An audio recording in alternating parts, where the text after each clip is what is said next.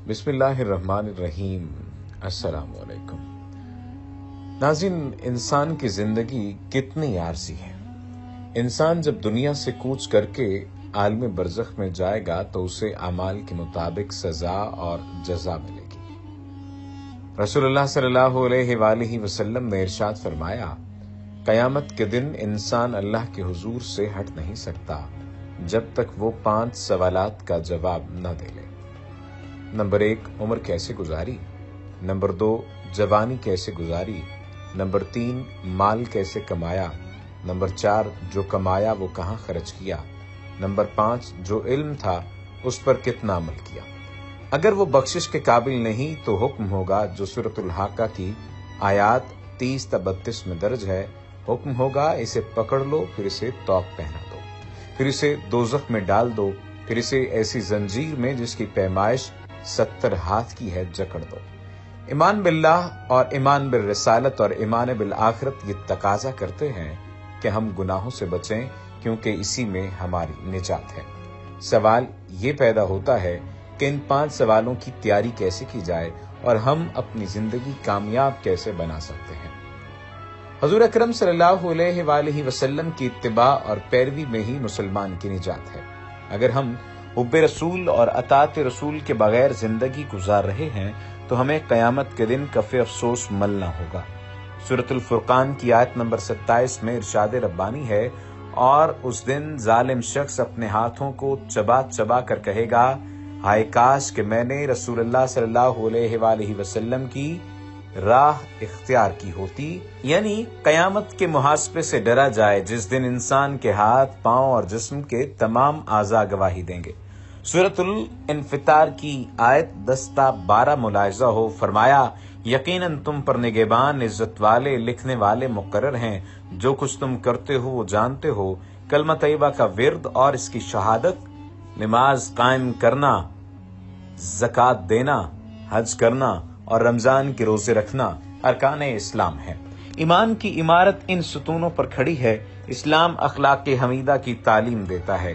حضور اکرم صلی اللہ علیہ وآلہ وسلم کا ارشاد ہے، قیامت کے دن مومن کے اخلاق سے بھاری میزان میں کوئی چیز نہیں ہوگی۔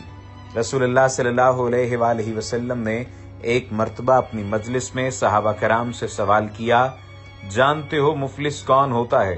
انہوں نے عرض کیا، ہم میں سے مفلس وہ ہوتا ہے جس کے پاس مال و متاع کچھ نہ ہو۔ فرمایا، میری امت میں مفلس وہ ہے جو قیامت کے دن نماز، روزہ اور زکوٰۃ ادا کر کے حاضر ہوگا، مگر اس حال میں کہ کسی کو اس نے گالی دی تھی اور کسی پر بہتان لگایا تھا اور کسی کا مال مار رکھا تھا اور کسی کا خون بہایا تھا اور کسی کو مارا پیٹا تھا، پھر ان سب مظلوموں میں سے ہر ایک پر اس کی نیکیاں لے لے کر بانٹ دی گئیں اور ان میں سے ہر ایک کے کچھ کچھ گناہ لے کر اس پر ڈال دیے گئے اور وہ شخص دوزخ میں پھینک دیا گیا۔ یہ صحیح مسلم شریف کی حدیث ہے۔ حضور اکرم صلی اللہ علیہ وآلہ وسلم نے اچھی صحبت میں رہنے کا حکم دیا ہے۔ آپ صلی اللہ علیہ وآلہ وسلم کا ارشاد گرامی ہے، اچھی صحبت کی مثال عطار کی سی ہے کہ عطر نہ ملے گا تو بھی خوشبو پائے گا۔ اسی طرح بری صحبت کو آپ صلی اللہ علیہ وآلہ وسلم نے بٹی کے دھوئیں اور کالک سے تشبیہ دی۔ اچھا مسلمان وہ ہے جو امر بالمعروف اور نہی عن المنکر کی تلقین کرے۔ اچھا مسلمان بننے کے لیے تذکرہ موت اشد ضرورت ہے۔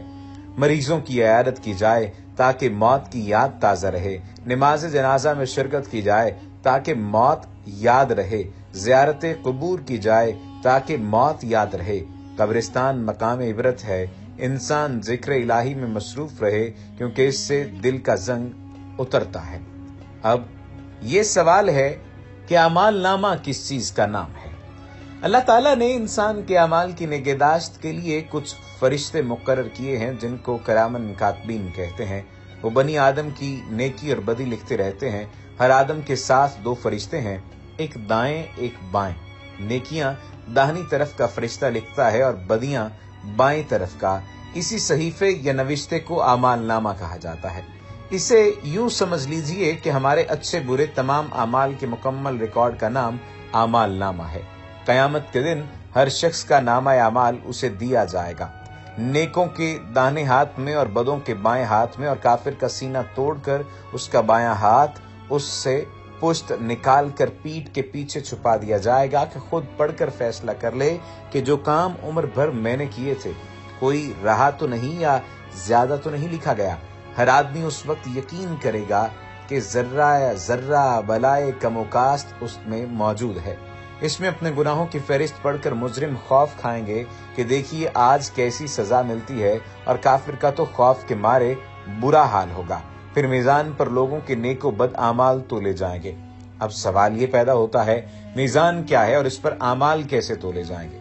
मीजान तराजू को कहते हैं, और वजने आमाल के लिए कयामत में जो मीजान नस्ब की जाएगी उसका कुछ अजमाली मफहूम जो शरीयत ने बयान फरमाया है ये है कि वजन ऐसी मीजान से किया जाएगा जिनमें कफ्तें यानी पल्ले और लसान यानी चोटी वगैरह मौजूद हैं, और उसका हर पल्ला इतनी वुसत रखेगा जैसी मशरिक व मगरिब के दरमियान वुसत है। इससे जायद तफसीलात पर मुतले होना कि वो मीजान किस नौयत की होगी और इससे वजन मालूम करने का क्या तरीका होगा, ये हमारी अक्लो इदराक की रसाई से बाहर है। इसलिए इनके जानने की हमें तकलीफ नहीं दी गई, बल्कि ये अकीदा तालीम फरमाया गया कि मीजान हक है, और कयामत के दिन सब लोगों के अमाल का वजन देखा जाएगा। जिनके अमाले कल्बिया और अमाले जवारे वजनी होंगे वो कामयाब हैं, और जिनका वजन हल्का रहा वो खसारे में रहेंगे। बाज़ उलमा कराम फरमाते हैं हर शख्स के अमल वजन के मुआफिक लिखे जाते हैं। एक ही काम है, अगर इखलास व मोहब्बत से और हुक्म शरई के मुआफिक किया और बरमहल किया तो इसका वजन बढ़ गया, और दिखावे को या रेस को किया या मुआफिक हुक्म और बरमहल न किया तो वजन घट गया। देखने में कितना ही बड़ा अमल हो मगर उसमें ईमान व अखलास की रूह ना हो वो अल्लाह के यहाँ कुछ वजन नहीं रखता। आखिरत में वही सहीफे या नविश्ते तुलेंगे जिनमें आमाल का इंदराज किया जाता है, और ये भी मुमकिन है कि वहाँ आमाल हसना किसी नूरानी शक्ल जिस्म में तब्दील कर दिए जाएं और आमाल कबीहा किसी जुल्माती शक्ल जिस्म में, और फिर उन अज्साम का वजन किया जाए। सवाल ये है कि हिसाब किताब की नौयत क्या होगी? अमाल के हिसाब की नौयत जुदागाना होगी। किसी से तो इस तरह हिसाब लिया जाएगा कि खुफियतन उससे पूछा जाएगा कि तूने ये किया और ये किया। वो अर्ज करेगा हाँ ए मेरे रब, यहाँ तक कि तमाम गुनाहों का इकरार कर लेगा और अपने दिल में समझेगा कि अब कमबख्ती आई, मगर वो करीम फरमाएगा कि हमने दुनिया में तेरे ऐब छुपाए और अब हम बख्शते हैं। और किसी से सख्ती के साथ एक एक बात की बाज पुरस होगी और हलाक होगा, और किसी को नेमतें याद दिला दिला कर पूछा जाएगा कि क्या तेरा ख्याल था कि हमसे मिलना है। वो अर्ज करेगा कि नहीं, फरमाएगा कि तूने हमें याद न किया, हम भी तुझे अजाब में छोड़ते हैं। बाज काफिर ऐसे भी होंगे कि जब नेमतें याद दिलाकर फरमाएगा कि तूने क्या किया तो वो ईमान, नमाज, रोजा, सदका और खैरात और दूसरे नेक कामों का जिक्र कर जाएगा। इरशाद होगा तो ठहर जा, तो उस पर गवाह पेश किए जाएंगे, फिर उसके मुंह पर मोहर कर दी जाएगी और आज़ा को हुक्म होगा बोलो। उस वक्त उसकी रान और हाथ पांव, गोश्त, पोस्ट, हड्डियां सब गवाही देंगे कि ये तो ऐसा था। वो जहन्नुम में डाल दिया जाएगा। किसी मुसलमान पर उसके अमाल पेश किए जाएंगे कि वो अपनी तात व मासियत को पहचाने, फिर तात पर सवाब दिया जाएगा और मासियत से तजावुज फरमाया जाएगा। यानी न बात बात पर गिरफ्त होगी, न ये कहा जाएगा कि ऐसा क्यों किया, न उज़र की तलब होगी और न उस पर हुज्जत कायम की जाएगी। इस उम्मत में वो शख्स भी होगा जिसके 99 दफ्तर गुनाह के होंगे और उससे पूछा जाएगा कि तेरे पास कोई उज़र है। वो अर्ज करेगा नहीं। फिर एक पर्चा जिसमें कलमा शहादत लिखा हुआ होगा निकाला जाएगा और हुक्म होगा जातुल्वा। फिर एक पल्ले पर ये सब दफ्तर रखे जाएंगे और एक में वो पर्चा इन दफ्तरों से भारी हो जाएगा और नबी करीम सल्लल्लाहु अलैहि वसल्लम बहुतों को बिला हिसाब जन्नत में दाखिल फरमाएंगे। तहज्जुद गुजार भी बिला हिसाब किताब जन्नत में जाएंगे। बजुमला उसकी रहमत की कोई इंतहा नहीं जिस पर रहम फरमाए, तो थोड़ी चीज भी बहुत वसीर है। फरमाया कि वक़ूए क़यामत के बाद कुल आदमियों की 3 किस्में कर दी जाएंगी, दोज़खी, आम जन्नती, खास मुक़र्रबीन जो जन्नत के निहायत आला दर्जात पर फायज होंगे। दोज़खी जिन्हें कुरान करीम ने अस्हाबुश शिमाल फरमाया है, जो मिसाक के वक्त आदम अलैहिस्सलाम के बाएं पहलू से निकाले गए, अरश की बाएं जानिब खड़े किए जाएंगे। आमाल नामा बाएं हाथ में दिया जाएगा। فرشتے بائیں طرف سے ان کو پکڑیں گے، ان کی نحوست اور بدبختی کا کیا ٹھکانہ۔ اور عام جنتی جنہیں قرآن مجید میں اصحاب الیمین فرمایا گیا ہے اور جن کو عقد میثاق کے وقت آدم علیہ السلام کے دائیں پہلو سے نکالا گیا تھا، وہ عرش عظیم کے دائیں طرف ہوں گے۔ ان کا اعمال نامہ بھی دائیں ہاتھ میں دیا جائے گا اور فرشتے بھی ان کو داہنی طرف سے لیں گے۔ اس روز ان کی خوبی اور یمن و برکت کا کیا کہنا۔ اس نے عشرت کے ساتھ بشان و شوکت ایک دوسرے کو دیکھ کر مسرور اور دل شاد ہوں گے۔ شب معراج حضور صلی اللہ علیہ وآلہ وسلم نے انہی دونوں گروہوں کی نسبت دیکھا تھا کہ حضرت آدم علیہ السلام اپنی داہنی طرف دیکھ کر ہنستے تھے اور بائیں طرف دیکھ کر روتے ہیں، اور خاص مقربین جنہیں قرآن کریم میں سابقون فرمایا وہ تعالیٰ کی رحمتوں اور مراتب قرب و وجاہت میں سب سے آگے ہیں۔ حدیث شریف میں وارد ہے کہ اہل معاشر کی 120 صفتیں ہوں گی، جن میں 40 پہلی امتوں کی اور 80 امت مرحومہ کی۔ حساب کتاب سے فراغت کے بعد سب کو پل صراط سے گزرنے کا حکم ہوگا۔ وما علینا الا البلاغ المبین۔